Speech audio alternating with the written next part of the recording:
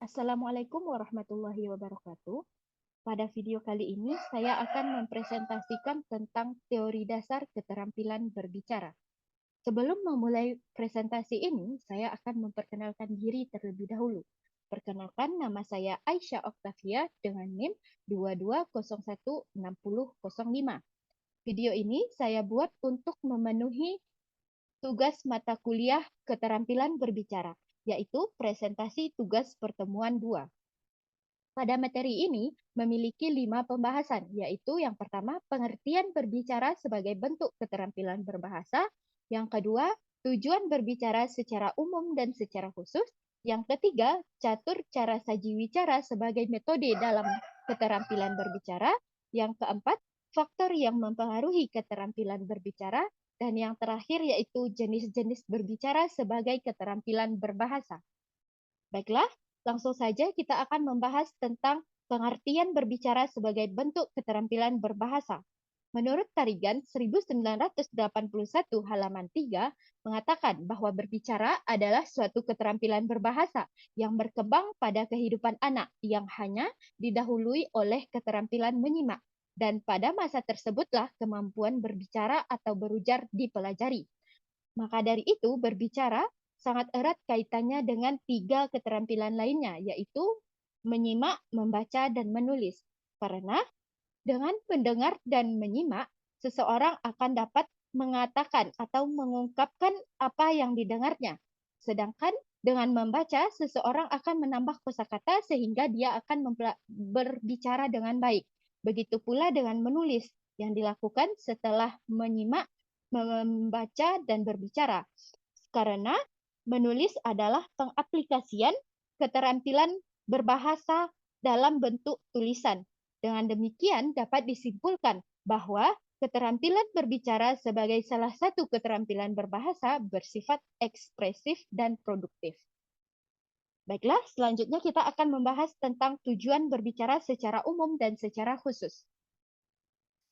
Secara umum, tujuan berbicara menurut Tarigan 1981 halaman 16-17, tujuan berbicara secara umum terbagi menjadi 3, yaitu memberitahukan dan melaporkan.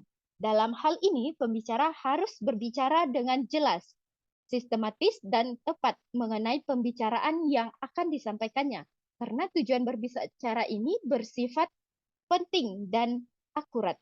Selanjutnya yaitu menjamu dan menghibur. Biasanya berbicara dengan tujuan ini menjamu dan menghibur, suasananya lebih santai, rileks, dan kocak karena pesan yang disampaikan bukanlah tujuan utama. Yang ketiga yaitu membujuk, mengajak, mendesak, dan meyakinkan. Pada suasana pembicaraan ini biasanya tegang atau serius karena pembicara memiliki tingkat kedudukan yang lebih tinggi daripada pendengar. Dan tujuan pembicaraan ini adalah meyakinkan pendengar untuk melakukan perintah apa yang disampaikan oleh pembicara. Sedangkan tujuan berbicara secara khusus dapat dibagi menjadi 5, yaitu mendorong orang untuk bersemangat. Yang kedua yaitu mempengaruhi orang lain agar mengikuti atau menerima pendapat atau gagasan. Yang ketiga yaitu menyampaikan suatu informasi kepada lawan bicara. Dan yang keempat, menyenangkan hati orang lain. Dan yang terakhir yaitu memberi kesempatan lawan bicara untuk berpikir dan menilai gagasannya.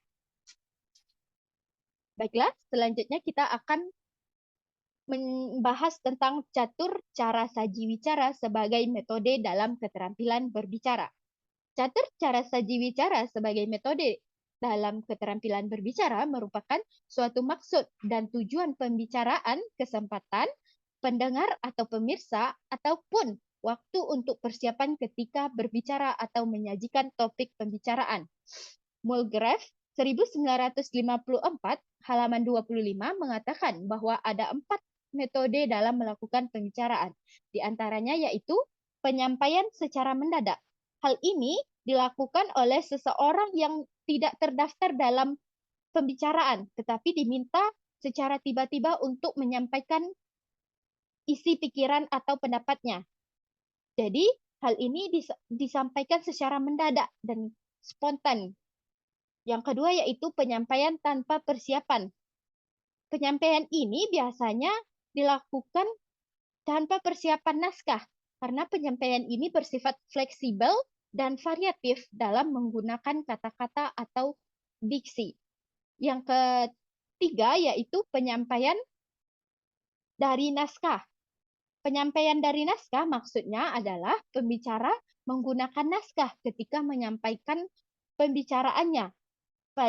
Dan ini biasanya digunakan pada saat-saat penting. Yang kedua yaitu penyampaian dari ingatan. Penyampaian ini berarti seorang pembicara telah mengingat, telah menghafal apa saja yang akan disampaikannya ketika berbicara. Selanjutnya, kita akan membahas tentang faktor yang mempengaruhi keterampilan berbicara. Kita akan membahas tentang faktor pendukung terlebih dahulu. Faktor pendukung pembicara ada terbagi menjadi 6, yaitu yang pertama pengetahuan. Pengetahuan dalam berbicara membuat seseorang lancar dalam menyampaikan ide dan gagasannya, karena pengetahuan kunci dari berhasilnya seorang dalam berbicara. Yang kedua yaitu kesiapan mental. Keberhasilan dalam berbicara tidak hanya tergantung dalam luasnya wawasan, karena kesiapan mental dan fisik juga diperlukan. Yang ketiga yaitu sikap yang wajar, tenang, dan tidak kaku. Ini bisa dilakukan dengan membangun percaya diri dan menghilangkan pikiran negatif. Yang keempat yaitu bahasa tubuh, seperti tatapan mata dan gerak isyarat akan mendukung keberhasilan berbicara. Yang kelima yaitu pengelolaan suara. Ini berarti seseorang harus mampu mengelola suaranya, bagaimana tinggi rendahnya nada, bagaimana cara pengucapan dengan baik, dan bagaimana cara menjelaskan kepada pendengar agar pendengar bisa mengerti dan paham apa yang dibicarakannya. Dan yang terakhir yaitu penguasaan topik. Pada penguasaan topik, ini sangat diperlukan karena jika kita tidak menguasai topik, maka pendengar tidak akan mendengarkan apa yang kita bicarakan. Selanjutnya, faktor penghambat keterampilan berbicara. Faktor penghambat keterampilan berbicara terbagi menjadi 3, yaitu faktor fisik. Faktor fisik biasanya dilakukan dari faktor internal, yaitu yang yang berasal dari diri kita sendiri, dan faktor eksternal itu biasanya berasal dari penonton atau pemirsa atau pendengar yang mendengarkan kita berbicara. Yang kedua yaitu faktor media. Faktor media terbagi menjadi 2, yaitu faktor linguistik, yaitu gangguan dari kebahasaan, dan faktor non-linguistik, yaitu gangguan dari tekanan, irama, ucapan, dan body language pembicara.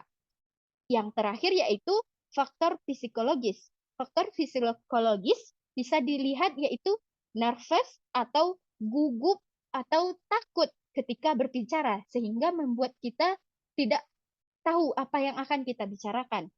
Yang kedua yaitu blank atau pola pikir yang kacau. Jadi jika kita blank, maka pembicaraan yang kita sampaikan tidak akan tersampaikan dengan baik kepada pendengar. Baiklah, selanjutnya kita akan membahas materi terakhir yaitu jenis-jenis berbicara sebagai keterampilan berbahasa.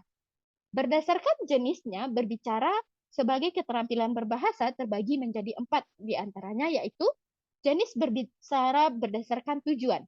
Berdasarkan tujuan, jenis berbicara terbagi menjadi 4 bagian, yaitu menginformasikan, meyakinkan, menghibur, menstimulus atau meyakinkan, dan menggerakkan. Yang kedua yaitu jenis berbicara berdasarkan situasi. Berdasarkan situasi, jenis berbicara dibagi menjadi 2, yaitu situasi formal dan non-formal. Yang ketiga yaitu jenis berbicara berdasarkan jumlah pendengar. Berdasarkan jumlah pendengar terbagi menjadi 3, yaitu antar pribadi, dalam kelompok kecil yang beranggotakan 3-5 orang, dan dalam kelompok besar atau massa. Yang keempat atau yang terakhir, jenis berbicara berdasarkan peristiwa khusus.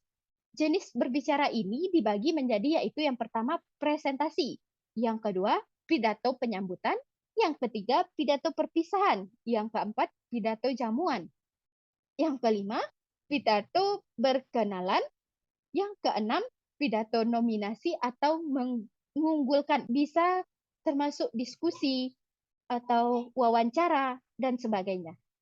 Mungkin hanya itu yang dapat saya sampaikan, dan saya akan menyampaikan bahwa kesimpulannya, berbicara sebagai keterampilan berbahasa merupakan modal bagi seseorang untuk mengoptimalkan diri dalam memanfaatkan bahasa.